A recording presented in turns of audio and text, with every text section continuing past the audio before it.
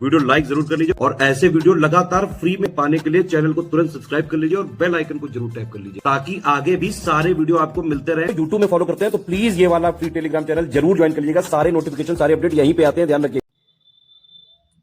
नमस्कार दोस्तों, exam preparation के यूट्यूब चैनल पर मैं प्रियंका एक बार फिर से आप सभी का बहुत बहुत स्वागत करती हूँ। और आज की जो क्लास में हमारा रिवीजन का टॉपिक है वो है जन आंदोलन। तो जितने भी जनजातीय आंदोलन हुए हैं वो सारे आज हम लोग इस वीडियो में कवर करने वाले हैं। पिछली क्लास में किसान आंदोलन हो चुके हैं, तो दोनों क्लास आप देख लेंगे तो जो इन आंदोलन से कोई प्रश्न बनेगा, मैच करने को आएगा तो अब गलत नहीं होगा। अगर आप न्यू हैं चैनल पर, डेली दोपहर 1 बजे क्लास आती है। जीएस मेरे साथ कवर करेंगे जो इम्पोर्टेंट टॉपिक हैं आपके एग्जाम पॉइंट ऑफ व्यू से, और इसके साथ साथ रात में 9 बजे आप प्रैक्टिस कर सकते हैं यूपी पीसीएस प्रीलिम्स के लिए जो क्वेश्चन सीरीज चल रही है। मोस्ट इंपॉर्टेंट क्वेश्चन है, अभी सॉल्व कर लेंगे तो एग्जाम में आपके लिए हेल्पफुल रहने वाले हैं। और डेफिनेटली उन क्वेश्चन से आपको एग्जाम में भी, पेपर में भी क्वेश्चंस देखने को मिलेंगे, ठीक है। तो अच्छे से उनको सॉल्व कीजिए। इसके साथ साथ आप अगर कंप्लीट कोर्स अभी भी ज्वाइन करके तैयारी करना चाहते हैं रिवीजन के साथ प्रैक्टिस, तो आप पेड क्विज ज्वाइन कर सकते हैं। टेस्ट सीरीज अवेलेबल है एससीएस की। आप इन दोनों के साथ बेहतर प्रैक्टिस करके आप अपना सिलेक्शन सुनिश्चित कर सकते हैं। इसके लिए आप कोशिश कीजिए कि जो ज़्यादा से ज़्यादा प्रैक्टिस करनी हो वो लेटेस्ट ट्रेंड और पैटर्न पे ही होनी चाहिए जो कि एससीएस देता है। आप गूगल प्ले स्टोर से एससीएस का ऐप डाउनलोड कीजिए और कूपन कोड है ज्ञान सर, जिसको अप्लाई करते ही आपको डिस्काउंट भी मिल जाएगा। तो अभी भी जो बचा हुआ समय है ठीक 30 दिन का समय है, और इन 30 दिनों में आप जैसे चाहे वैसे रिवीजन के साथ प्रैक्टिस कर सकते हैं। 30 दिन में आप लगभग 30 मॉक टेस्ट सॉल्व कर सकते हैं।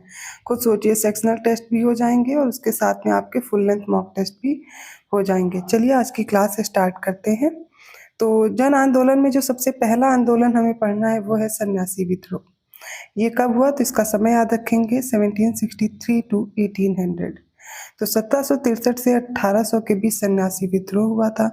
इसका क्षेत्र क्या था तो बिहार और बंगाल के क्षेत्र में हुआ था। अब यहाँ पर स्टेटमेंट बन सकता है कि सन्यासी विद्रोह 1763 से 1800 के बीच हुआ और इसका जो क्षेत्र था वो मद्रास था। अब आपको बताना होगा इनमें से कौन सी स्टेटमेंट करेक्ट है। तब आपको पता होना चाहिए ना क्षेत्र भी कौन सा है, बिहार और बंगाल का था।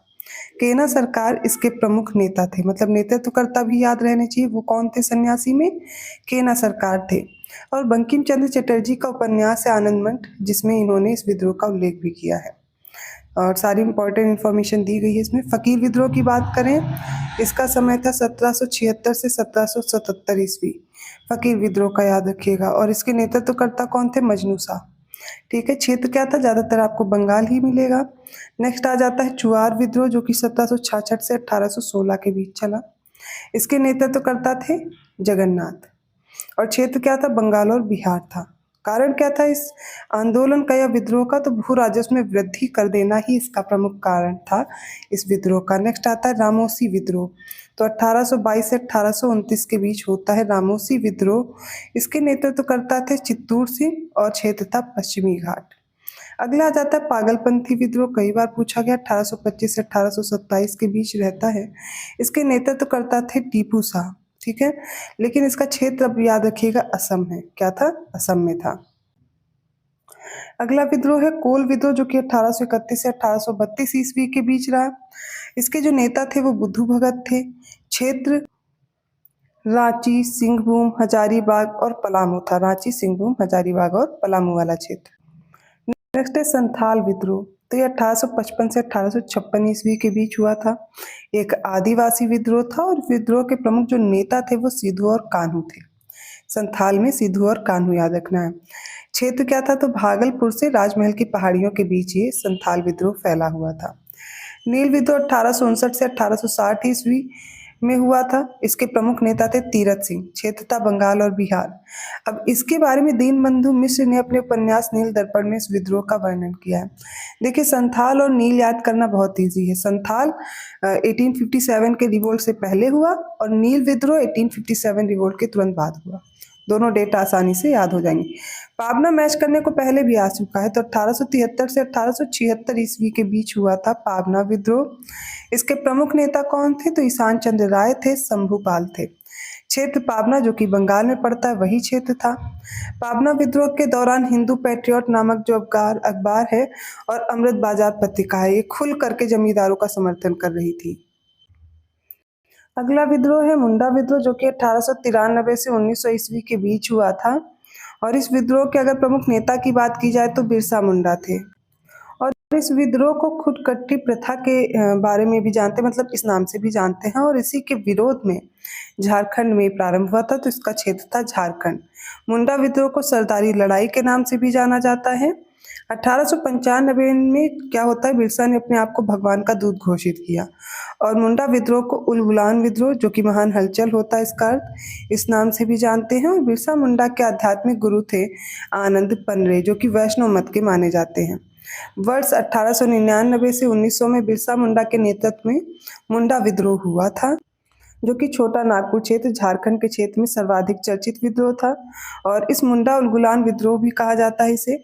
और बिरसा मुंडा को जो जन्म है वो 1875 में हुआ था। मुंडा जनजाति के थे और बिरसा को धरती अब्बा या जगत पिता के रूप में भी जाना जाता है। तो मुंडा विद्रोह का समय 1893 से 1900 के बीच। ताना भगत आंदोलन 1914 से 1915 ईस्वी। तो ये जो ताना भगत था आंदोलन, इसके नेतृत्व करता थे जतरा भगत और बलराम भगत, ठीक है। इसका क्षेत्र था छोटा नागपुर। मोपला विद्रोह कब हुआ, तो 1921 से 1922 के बीच। और इस विद्रोह के प्रमुख नेता थे अली मुसलियार और क्षेत्र क्या था, मालाबार। यहाँ पर काश्तकार अधिक बटाईदार मुसलमान थे और जमींदार अधिकतर हिंदू थे। तो मालाबार में मोपला विद्रोह खिलाफत आंदोलन का ही एक परिणाम था। नेक्स्ट आ जाता है तेभागा आंदोलन 1946 ईस्वी। इस आंदोलन के प्रमुख नेता थे कंपाराम और भवन सिंह। क्षेत्र क्या था, तो बंगाल था। अगला रंपा विद्रोह है, जो आंध्र प्रदेश के गोदावरी जिले के उत्तर में स्थित रंपा पहाड़ी क्षेत्र में हुआ था। और यह आदिवासियों का एक विद्रोह था, जिसमें साहूकारों के शोषण के खिलाफ वन कानूनों के विरुद्ध ये विद्रोह शुरू हुआ था। अगला है हौज विद्रोह, जो कि 1820 से 1821 के बीच हुआ। इसका केंद्र था बिहार का संथाल परगना।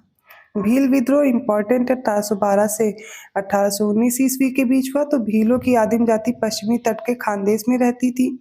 और 1812 से 1819 तक इन लोगों ने अपने नए स्वामी अंग्रेजों के विरुद्ध विरोध कर दिया था। फिर अहोम विद्रोह है, जो कि 1828 ईस्वी में हुआ। अहोम विद्रोह के जो नेता थे वो गोमधर कुंवर थे।